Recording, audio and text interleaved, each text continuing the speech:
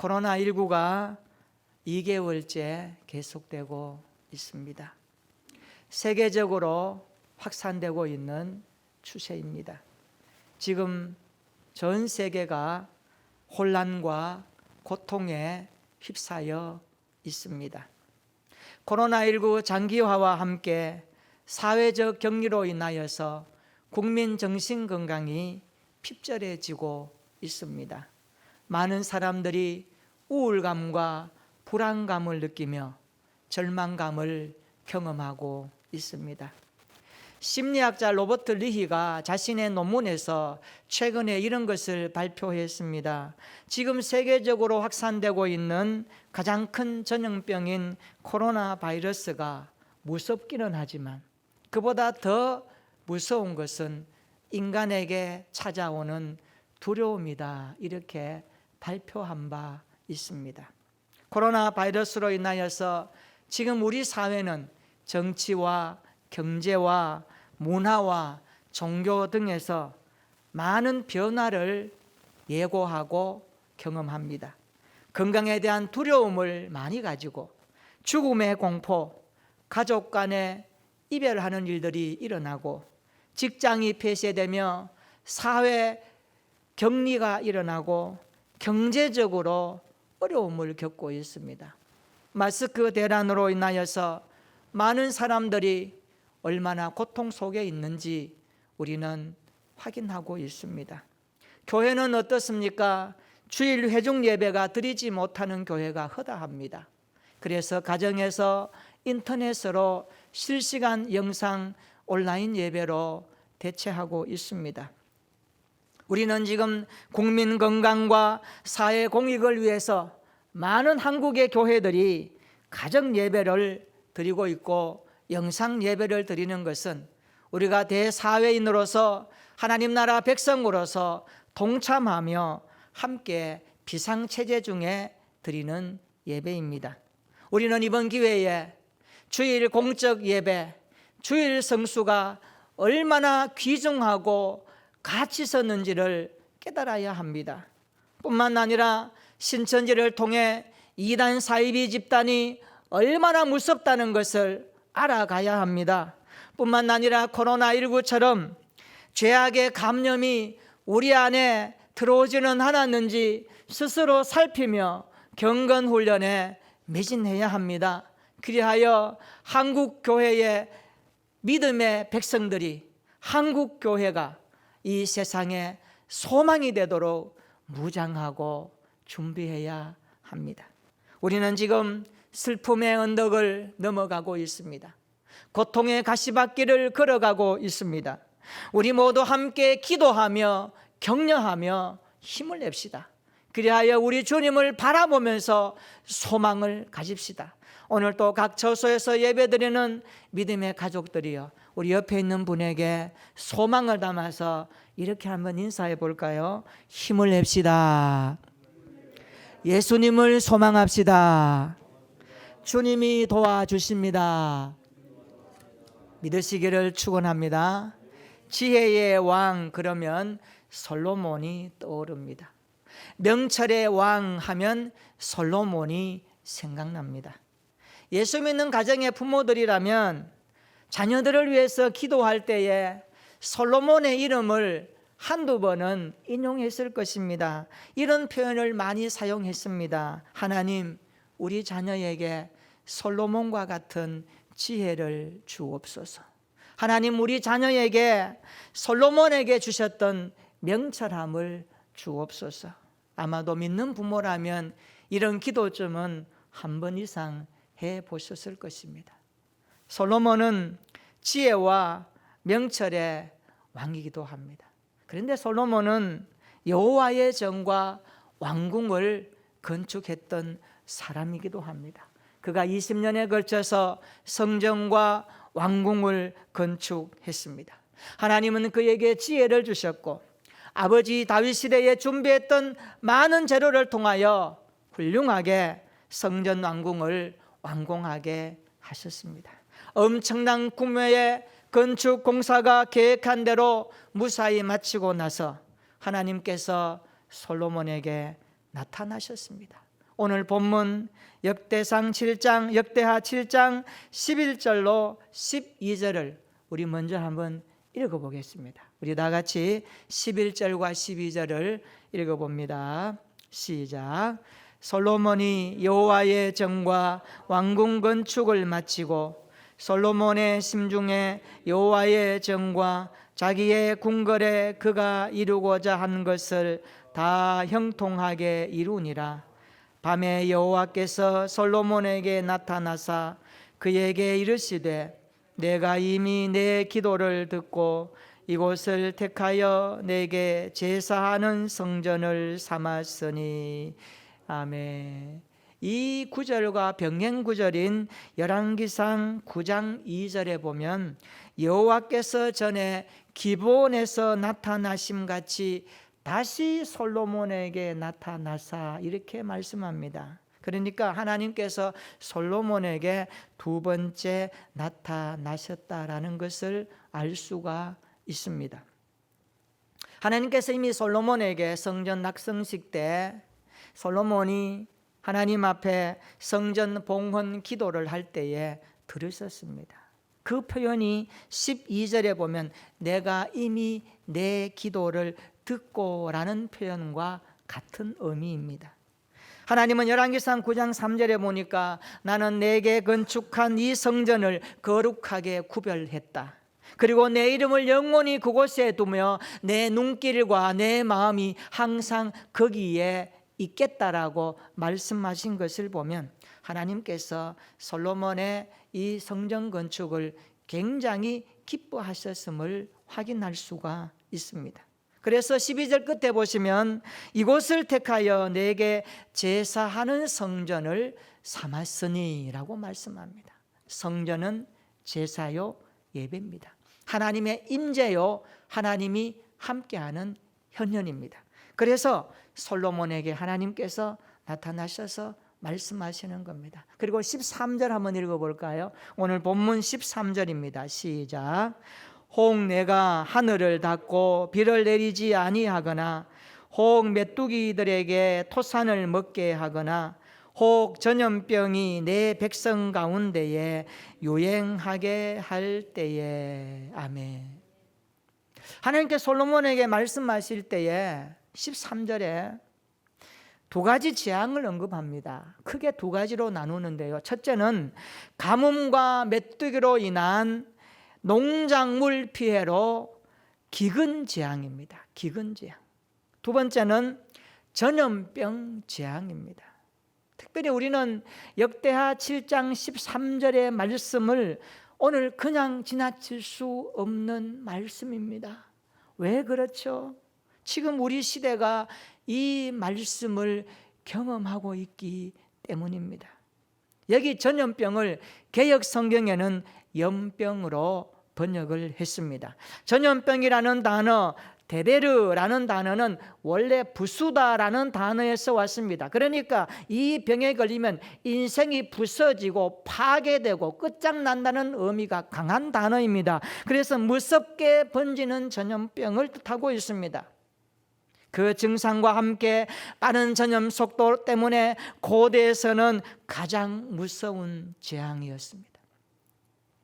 중세에도 보면 흑사병으로 인하여서 유럽 인구의 3분의 1이 죽었다라고 하는 역사적인 기록을 볼 때에 굉장히 무서운 병입니다.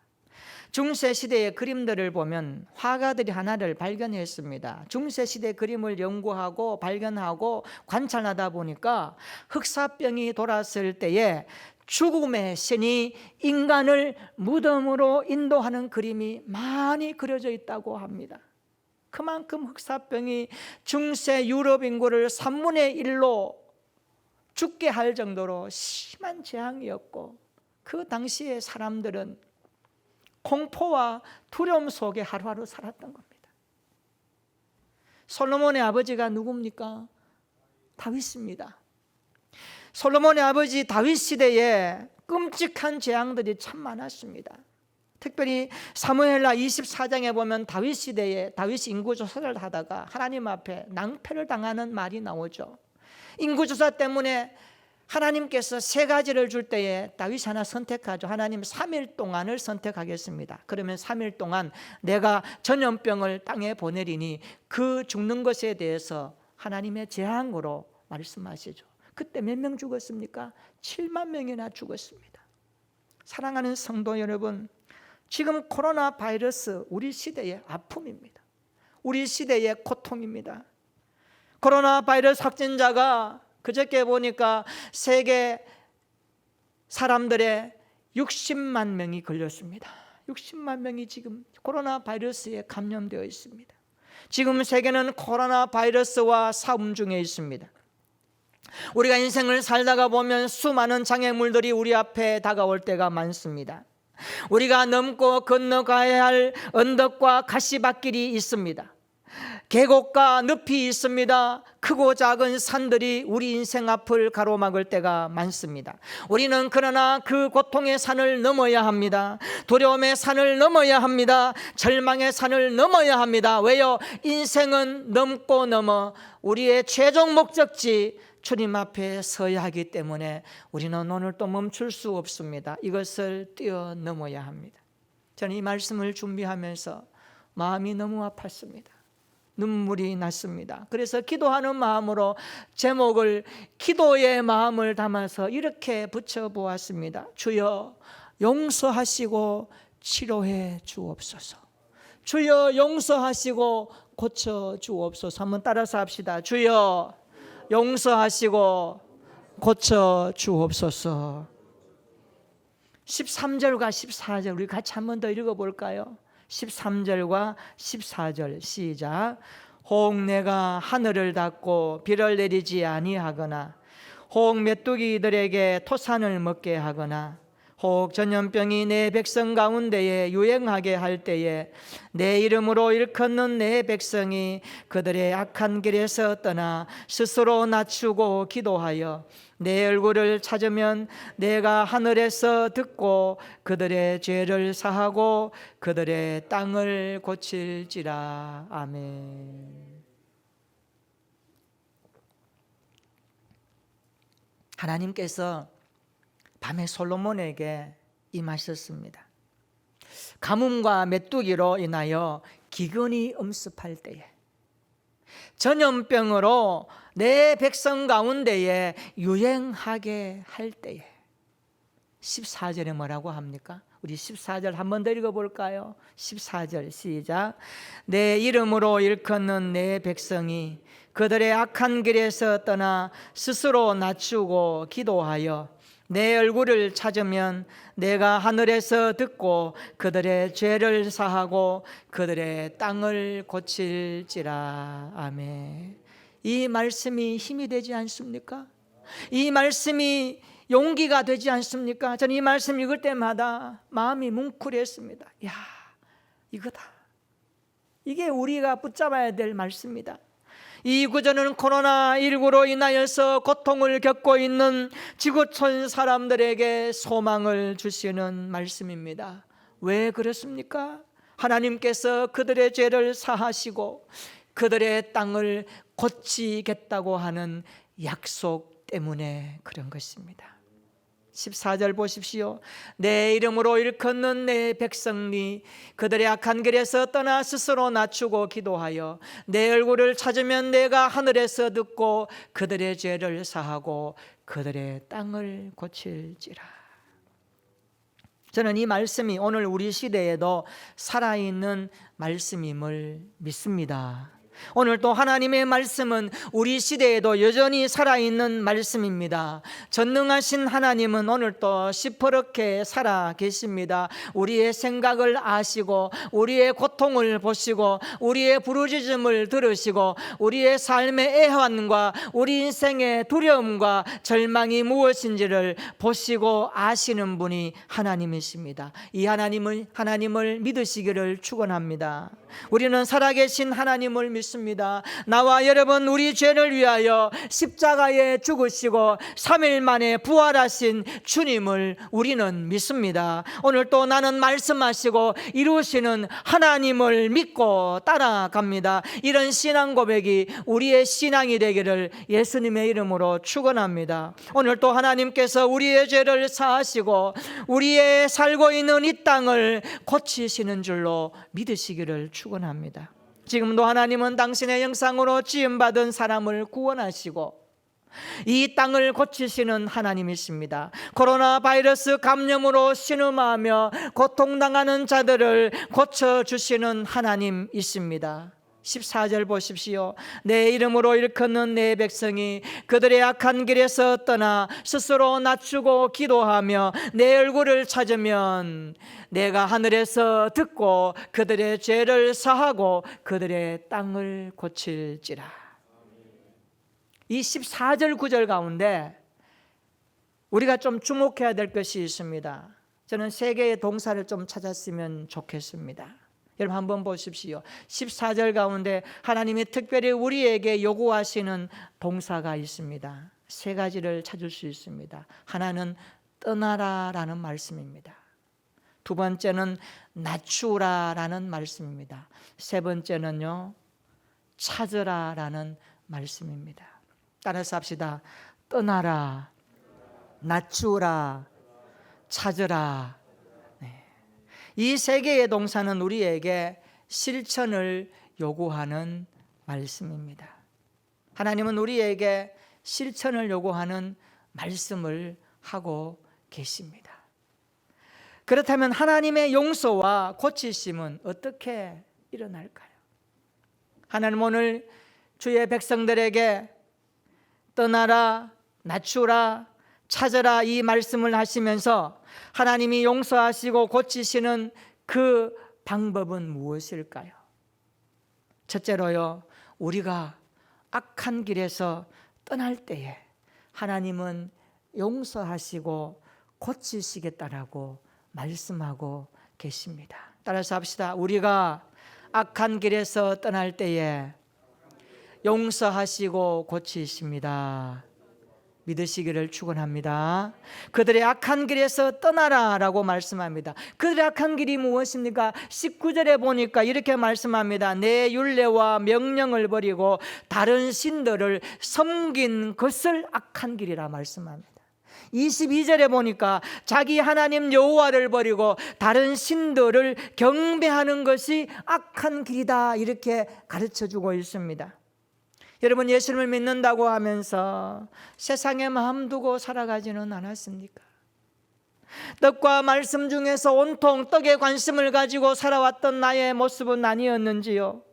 육신과 안목과 일생의 자랑에만 정신이 빼앗겨서 하나님을 하나님으로 여기지 아니하고 우리는 살아왔던 우리의 삶을 이 시간 돌아보아야 합니다. 이런 자리에서 떠나라라고 말씀하고 있습니다. 그리스도인이라고 하면서 교회를 다닌다고 하면서 아직도 생각하는 방식과 가치관과 습관과 삶의 모든 방편이 세상 사람과 똑같이 살고 있다면 그 모습 또한 아직도 돌아오지 않는 길인지도 모릅니다. 우리가 좀 먹고 살만했다고 하나님도 잊어버리고 급할 때만 하나님을 찾고 어려울 때만 주님을 부르다가 내 인생의 문제 해결되고 나면 주님은 간 곳 없고 세상 유익과 즐거움을 쫓아 살았던 우리의 삶의 패턴 구조는 아니었습니까? 우리가 이런 것들에게서 돌아서라라는 말씀을 깊이 새겨야 합니다. 사랑하는 성도 여러분, 진정한 회개는 돌아서고 돌아서는 길을 걸어가는 것입니다. 오늘 저와 여러분들이 바울의 고백처럼 우리가 예수님과 함께 십자가에 못 박히고 다시 살리심을 받았으면 위의 것을 생각하고 땅의 것을 버릴 수 있는 진정한 돌아섬의 삶이 되기를 예수님의 이름으로 축원합니다. 탐심과 욕심과 노염과 악의와 비방을 벗어버리고 하나님을 향한 의와 공의와 십자가의 은혜를 바라보면서 날마다 걸어갈 수 있는 우리 모든 성도들이 되기를 주님의 이름으로 축원합니다. 저는 우리 교회 모든 성도들이 악한 길을 떠나 주님과 함께 동행하는 멋있는 믿음 생활 되시기를 축원합니다. 두 번째로, 우리가 스스로 낮출 때에 우리를 용서하시고 이 땅을 고치겠다고 말씀하십니다. 악한 길에서 떠나, 따라서 합시다. 스스로 낮추고. 여기 스스로 낮추고, 이 말은 스스로 겸손하고 겸비하고 그런 뜻입니다. 강요한 복종이 아닙니다. 자신의 죄를 깨닫고 하나님께 자발적으로 복종하는 상태를, 스스로 겸손한 상태를 말합니다. 자기 여정과 자기 신뢰와 자기 추구를 완전히 버리고 하나님을 전적으로 의지하는 것을 스스로 낮추는 생활의 진면목입니다. 우리에게 이런 모습이 있기를 축원합니다. 신앙생활이란 자신을 끊임없이 스스로 낮추는 훈련입니다. 바울의 고백처럼 날마다 십자가 앞에서 나는 날마다 죽노라 또 선포하고 또 고백하고, 우리가 하나님의 아들 그리스도가 우리 안에 살아계심을 경험하는 삶의 현장이 믿음 생활입니다. 그래서 십자가를 바라볼 때마다, 그 십자가를 묵상할 때마다 자기 의가 뽑히고 자기 자랑이 뽑히고 내 안에 그리스도가 살아계심을 경험하고 체험할 때, 그것이 믿음 생활의 행복인 것입니다. 우리 모두가 이런 믿음 생활로 하나님을 기쁘시게 하는 성도들이 되기를 축원합니다. 코로나 바이러스를 만나면서 우리 인간이 얼마나 연약한 것인지를 깨달으십시다.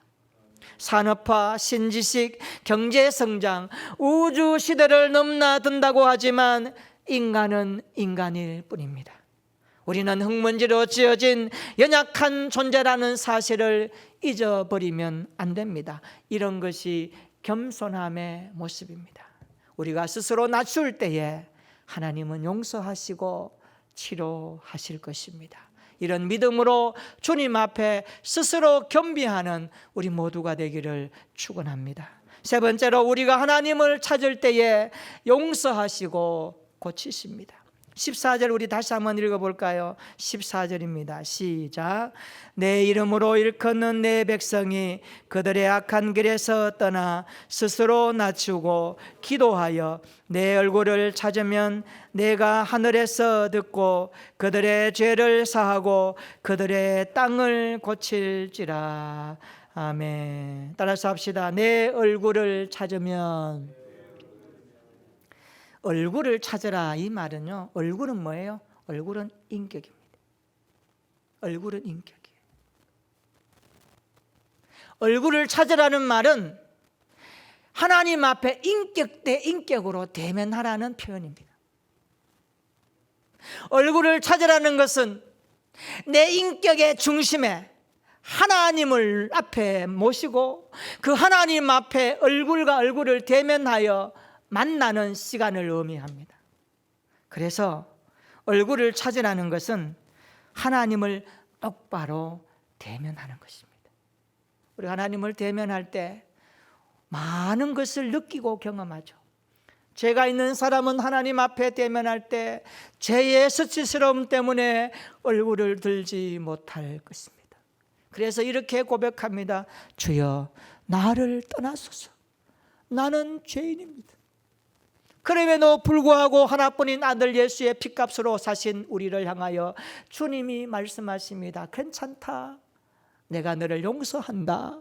내가 너를 다시 회복한다라는 말씀으로 우리를 만나주시는 그 하나님, 그 얼굴을 대면하는 시간, 그것이 기도의 시간이고 회개의 시간이고 하나님을 만나는 복된 시간입니다. 사랑하는 성도 여러분, 기도는 그런 면에서 하나님의 얼굴 찾기입니다. 기도는 하나님의 얼굴을 찾는 것입니다. 그래서 기도하는 사람은 언제나 하나님의 얼굴을 대면하는 삶이 전개됩니다. 내가 살아가는 삶에 그곳 하나님이 함께 하시니까, 하나님이 얼굴을 들어서 내 모습을 바라보고 계시니까 우리의 삶의 일거실투족이 하나님 앞에 적나라하게 드러나는 것입니다. 그래서 죄 지을 수 없고, 그래서 주님 앞에 바르게 살 수밖에 없고, 그래서 주님의 말씀대로 살 수밖에 없는 몸부림침의 삶이 전개되는 것입니다. 그것이 얼굴을 대면한 믿음의 사람들의 진정한 모습입니다. 오늘 저와 여러분들이 이런 모습으로 하나님을 찾고 하나님을 구하는 진정성 있는 기도의 자리가 회복되기를 축원합니다. 어떤 상황 속에서도 기도하는 사람은 하나님의 얼굴을 대면하게 될 줄로 믿습니다. 그래서 시편 105편 4절에 말합니다. 여호와와 그의 능력을 구할지어다. 따라서 합시다. 그의 얼굴을 항상 구할지어다. 성경은 말합니다. 여호와의 능력을 언제 구합니까? 그의 얼굴을 구하고 대면하여 엎드릴 때에 하나님의 능력이 체험되고 하나님의 능력이 우리에게 임한다라고 말씀하고 있습니다. 그렇습니다. 우리가 하나님을 찾을 때에 이 땅의 고통과 이 땅의 절망과 이 땅의 두려움은 주님께서 이기게 하실 줄로 믿습니다. 지금 우리는 하나님을 찾으며 기도할 때입니다. 주여 우리를 용서하시고 이 땅을 고쳐 주옵소서. 주여 우리의 악함을 용서하시고 슬픔 중에 있는 이 땅을 고쳐 주시옵소서. 코로나 바이러스로 고통당하는 이 땅의 지구촌의 모든 심령들을 불쌍히 여겨주시고 치료하여 주시옵소서. 우리의 기도가 세상을 향하여 주님의 마음으로 나가는 기도가 되기를 바랍니다. 주여 용서해 주시고 이 땅을 고쳐 주시옵소서. 온 세상이 코로나 바이러스로 인하여서 두려움에 휩싸여 있습니다. 공포를 느끼고 있습니다. 우리는 지금 슬픔의 언덕을 넘어가고 있습니다. 고통의 가시밭길을 걸어가고 있습니다. 우리 14절 말씀처럼 우리가 악한 길에서 떠나 스스로 낮추고 하나님을 찾으며 내가 하늘에서 듣고 그들의 죄를 용서하며 그들의 땅을 고칠지라, 이 말씀에 주목하십시다. 우리 한번 따라서 해볼까요? 주여 악한 길에서 떠나겠습니다. 주여 십자가 앞에서 스스로 낮추겠습니다. 주여 하나님을 찾으며 기도하겠습니다.